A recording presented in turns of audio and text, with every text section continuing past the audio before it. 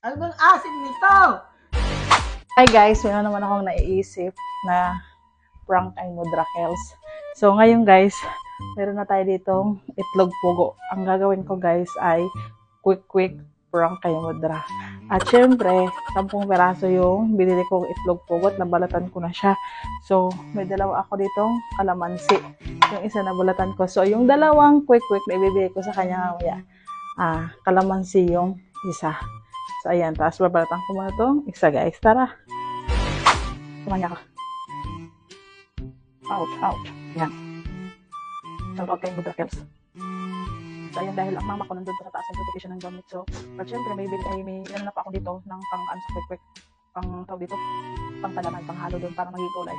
Quick talaga para legit na legit. Kaya hindi niya malalaman na prank lang pala. Hindi naman siya prank kasi kapagyan lang natin ang face ang video na to. Kaya yung dalawang kalamansi. Mahilig ko naman si Mudra sa quick. Pag napunta kami guys sa labas, bilhin. Mostly kasi ang tawag sa akin, be. O, diba? Parang magjowa lang. Ganun si Mudra Kels. Ayan.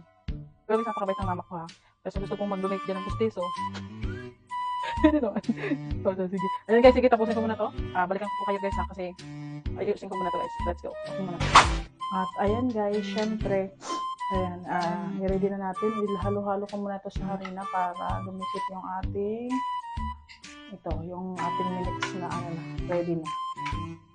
Halo-halo. Diba? Pwede nang mag-negosyo nito. At pinapain ko lang guys ang mantika kasi parang hindi siya dumikit.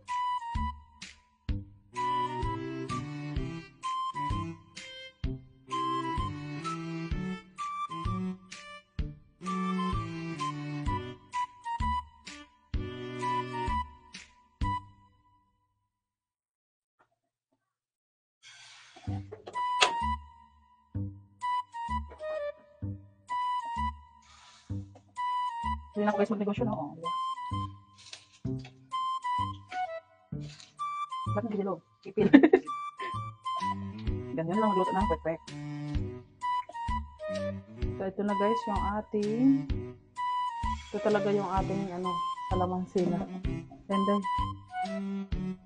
lagyan natin ng madami. Yes, ito ng ating quick. At saka, ayan, lagyan natin dito. Lagyan natin ito guys yung kalamansi yan. Saka yan. Hindi halata guys. Kasi di naman ako nakarin. Ayan, bigyan natin siya ng mga 4 na tunay na quick. So, ayan. Let's go guys. Tapos natin lutuin ng quick at ibigay na natin to kay Mudra Kels. Ma, quick for you. Tapos ka naman magtupi. Tapos na. Ma, dahil tinupi mo mga damit namin, you have a quick. I made quick for you because I love you so much. Yes, tikman mo ng maigi yan. Tingnan mo nga, tikman ko nga. Sarap.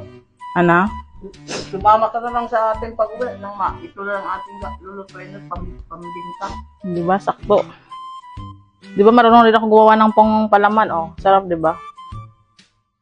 Yummers. Sarap nga. Busin mo yun, ma, ha?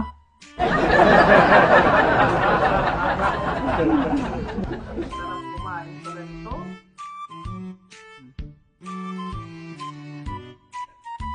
Magagaya ko rin. Nasubo pa ulit. Ano bang asim nito? Sabi ko kay Kabike, makakainin mo lang naman ako. Sama ng lasa. Walang yakan, maihagis ko ito sa'yo. Ito naman! Oh, masarap ba ba? Makakaganti rin ako sa'yo. Kalamansi. Una subo ko, sarap. Tapos, niloko mo na naman ako. Bye-bye, guys! Mahal.